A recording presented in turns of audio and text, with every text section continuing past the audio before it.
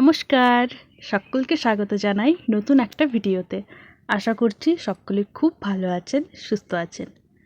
নতুন বছরের প্রথম ভিডিও এইটা আমার। এটা আসলেই প্রথম ছিল না, জানেন তো।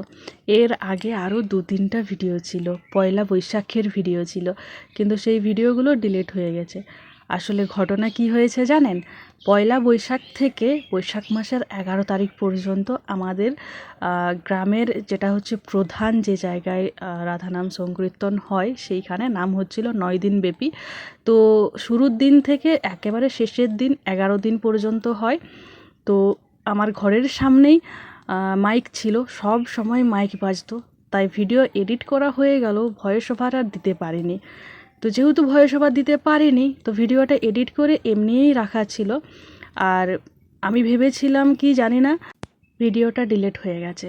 মানে এত এত এত খারাপ লাগছে আমার, যে কি বলবো। নতুন বছরের প্রথমের ভিডিওগুলোই সব ডিলিট হয়ে গেল।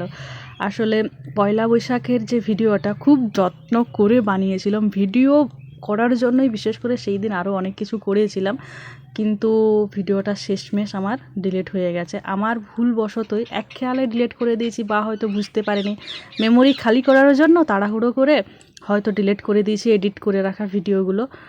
আর তারপর থেকে এত এত পরিমাণে খারাপ লাগছিল যে কি বলবো।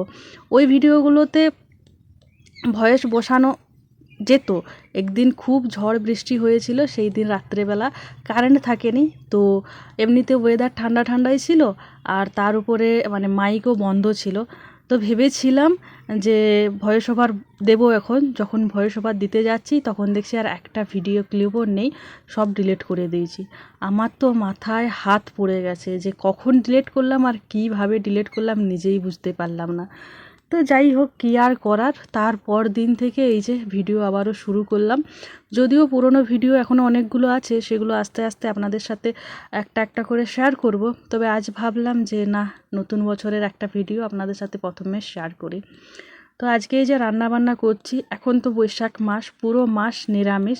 তো নিরামিষের মধ্যেই ছিমছাম রান্নাবান্না হচ্ছে আর কি। ভাজা, আম দিয়ে মুগের ডাল, পুঁই শাক দিয়ে কুমড়োর ঘন্ট, আর কি কী করেছিলাম মনে নেই, বেশ কয়েকদিন আগের ভিডিও।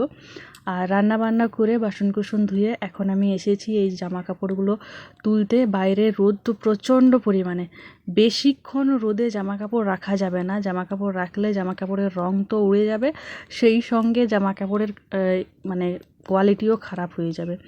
এই জামাগুলোই পয়লা বৈশাখে পরেছিলাম, তারপরে ধুয়ে রোদে দিয়ে শুকনো করে ভালো করে ভাঁজ করে রেখে দেব। এখন এই নাইটিগুলো আর কি পরার প্রয়োজন হবে না।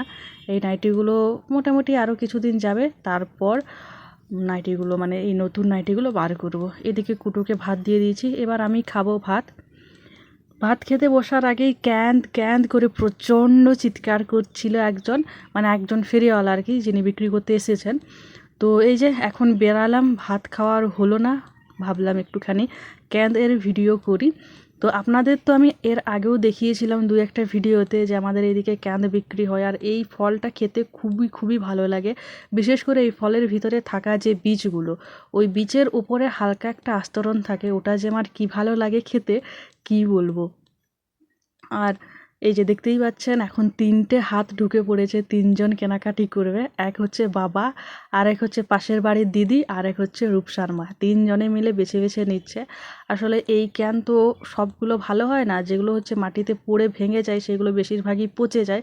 আবার অনেক সময় এমনটাও হয় যে বিক্রি করার জন্য ক্যানগুলো কাঁচা পেড়ে নিয়ে ঘরে এনে পাকায় বা সেদ্ধ করে ফেলে, তো সেই কারণে বেশিরভাগ ক্যান পচে যায়। তাই একটুখানি বেছে বেছে পরিষ্কার করে নিতে হয় আর কি।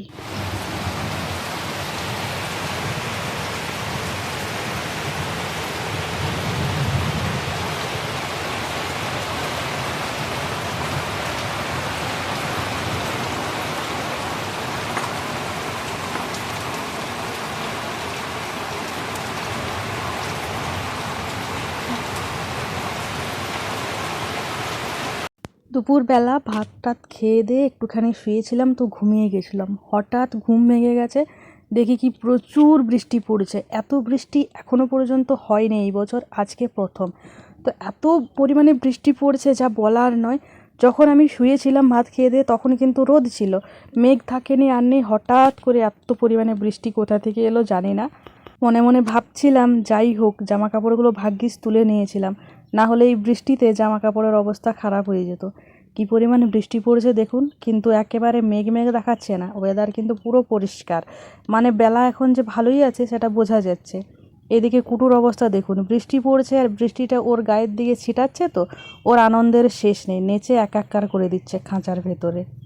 আর এইদিকে আমার ভয়েস ওভার দিতে গিয়ে জীবন কেরাসিন হয়ে যাচ্ছে, কারণ প্রচণ্ড পরিমাণে গরম, আর ভয়েস ওভার দিতে গেলে তো ফ্যানটা বন্ধ রাখতে হবে।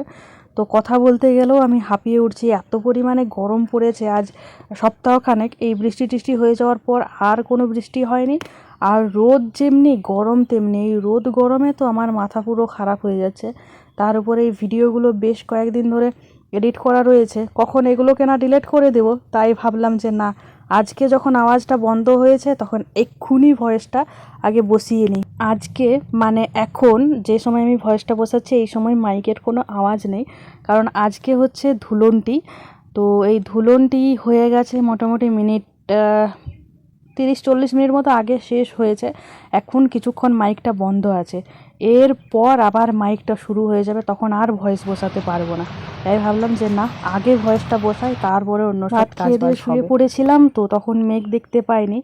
তো এই জন্য দেখুন এইদিকে আজকে আর টিন পাতাগুলো ঢাকা দেওয়া হয়নি, তাই বৃষ্টির জল ছিটকে পুরো দেওয়াল ভিজে যাচ্ছে, আর এইদিকে সিঁড়ির দিকেও জল নামছে। এই দিকে টিন পাতা দিয়ে মানে ঘিরে দিতে হয়, পলিথিনটা নামানো রয়েছিল, কিন্তু টিন দিয়ে ঘিরে দিলে আর জল ঢুকে না।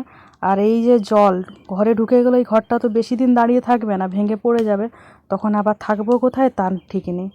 আর রাস্তাতে দেখুন কি পরিমাণে বৃষ্টির জল যাচ্ছে, পুরো একদম নদী হয়ে গেছে, নদী। বর্ষাকালে আমাদের রাস্তাটাকে একটা ছোটোখাটো নদী বলাই চলে, কারণ বৃষ্টি পড়লে 1 হাঁটুর ওপরে জল ছোটে এই রাস্তা দিয়ে। এখন তো তাও কম, মানে ঢালাই রাস্তা হয়ে যাওয়ার পরে তো তাও অনেকটাই কম জল যায়।